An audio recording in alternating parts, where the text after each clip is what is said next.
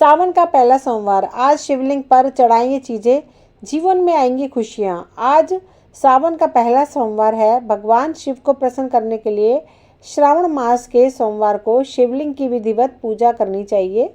सोमवार व्रत का संकल्प सावन में लेना सबसे उत्तम होता है। भगवान शिव की पूजा के लिए यह महीना तो बेहद खास ही है।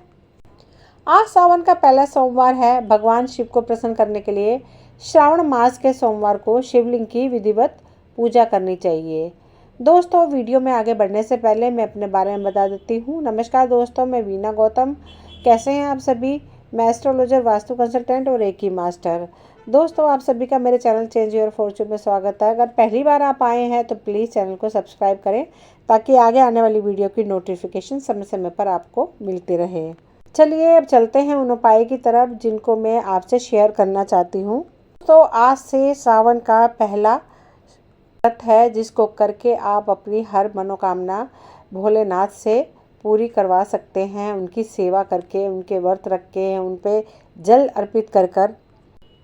तो चलिए शुरू करती हूँ। वैवाहिक जीवन के लिए सोमवार की पूजा करना काफ़ी अच्छा माना जाता है। अगर कुंडली में विवाह का योग ना हो या विवाह होने में अड़चनें आ रही हों तो संकल्प लेकर सावन के सोमवार का व्रत किया जाना चाहिए। मान्यता है कि सावन के महीने में शिवलिंग की विशेष पूजा अर्चना करने से भी सभी मनोकामनाएं पूर्ण होती हैं। कहा जाता है कि जो महिलाएं सावन के सोमवार का व्रत रखती हैं उनके पति की लंबी आयु प्राप्त होती है। साथ ही अविवाहित लड़कियों को मनपसंद जीवन साथी मिलता है। सावन में मुख्य रूप से शिवलिंग की पूजा होती है और उस पर जल तथा बेल पत्र अर्पित किया जाता है। अगर सावन के हर सोमवार को विधि पूर्वक भगवान शिव की आराधना करते हैं तो तमाम समस्याओं से मुक्ति पा सकते हैं। धर्म शास्त्रों के आधार पर सावन के पवित्र माह में सोमवार व्रत रखने पर विशेष फल की प्राप्ति होती है। व्रत को सोमवार के दिन ब्रह्म मुहूर्त में उठकर दैनिक क्रियाओं से निर्वृत्त होकर स्वच्छ जल से स्नान करना चाहिए। शास्त्रों के आधार पर दैनिक क्रिया से निर्वृत्त हो पूजा घर या मंदिर जाएं। वहां भगवान शिव की मूर्ति या तस्वीर या फिर शिवलिंग हो तो सर्वोत्तम होगा। उसे स्वच्छ जल से साफ करें। याद रहे कि स्त्रियों को या कन्याओं को शिवलिंग पर हाथ कभी भी नहीं लगाना चाहिए। दूर से ही नतमस्तक करना चाहिए और उनके ऊपर जलाभिषेक करना चाहिए। सावन के सोमवार के व्रत वाले दिन सूर्योदय से पहले उठें और स्नान करके सफ़ेद वस्त्र धारण करें। यदि पूजा घर में कर रहे हैं तो घर को साफ कर गंगा जल छिड़क कर शुद्ध कर लें। इसके बाद भगवान शिव की तस्वीर या पारद के शिवलिंग को स्थापित कर पूजा करें। यदि मंदिर में पूजा करने जा रहे हो तो पूजा का सामान ढककर ही बाहर निकलें।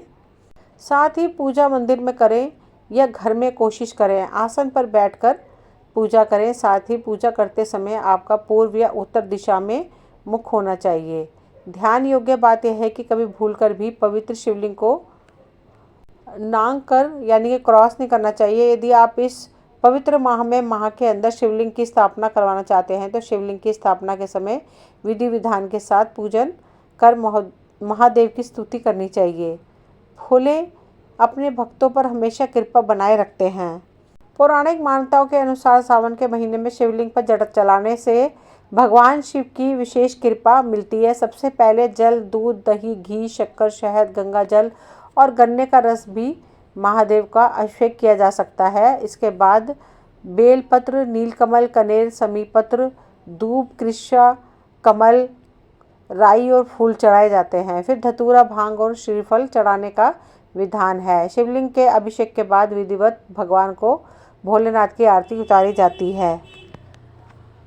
सोमवार को शिव मंदिर जाकर शुद्ध आसन पर बैठकर शिवलिंग का जलाभिषेक करें। 108 बेलपत्र पर नाम लिखकर चढ़ाएं। गाय का दूध लें। पहले दूध अर्पित करें। अब इस इत्र से भगवान को स्नान करा के गुलाल लगाएं। फिर गंगा जल से शिव जी का अभिषेक करें। शहद भी अर्पित करें। पूरे शिवलिंग को पुष्प, बेलपत्र तथा अबीर, गुलाल, चंदन से समर्पित कर श्रृंगार करें। पीली धोती शिवलिंग पर चढ़ाएं। माता पार्वती को चुनरी चढ़ाएं। पूरे शिव परिवार को जल दें। 108 बेलपत्र ले लें। हर बेलपत्र पर चंदन से राम लिखें। इसके बाद एक एक करके सारे बेलपत्र शिवलिंग पर अर्पित करें। शीघ्र विवाह की प्रार्थना करें। हर महत्वपूर्ण काम करने के पूर्व एक जायफल ले लें। एक बार से चाकू से काटकर उसके 2 भाग कर ले। दोनों भागों को काम के लिए बाहर निकलते हैं तो फेंक दें, हर काम में सफलता मिलेगी।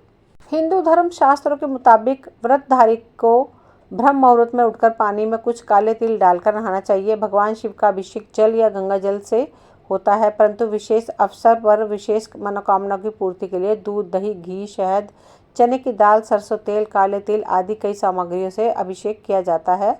तत्पश्चात ओम नमः शिवाय मंत्र के द्वारा श्वेत फूल, सफ़ेद चंदन, चावल, पंचामृत, सुपारी, फल और गंगा जल या साफ पानी से भगवान शिव और पार्वती को पूजन करना चाहिए। मान्यता है कि अभिषेक के दौरान पूजन विधि के साथ साथ मंत्रों का जाप भी बेहद आवश्यक माना गया है। दोस्तों, मान्यता के अनुसार शिव पूजा के दौरान भोलेनाथ को हल्दी या कुमकुम ना लगाएं। ऐसा करना अशुभ होता है। इससे आपके घर की परेशानियां बढ़ सकती हैं। आपने देखा होगा कि सावन के महीने में कई लोग मूछ, दाढ़ी और बाल भी नहीं कटवाते हैं।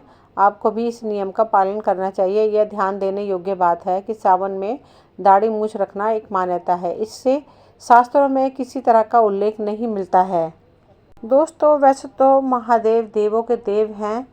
उनसे आप किसी भी तरह से आप प्रार्थना करके कोई भी वस्तु मांगेंगे, कुछ भी अपने भले के लिए बात कहेंगे तो आपका सभी बातें पूरी होंगी, क्योंकि ये महीना ही इतना पवित्र है, महीना ही भोलेनाथ का है।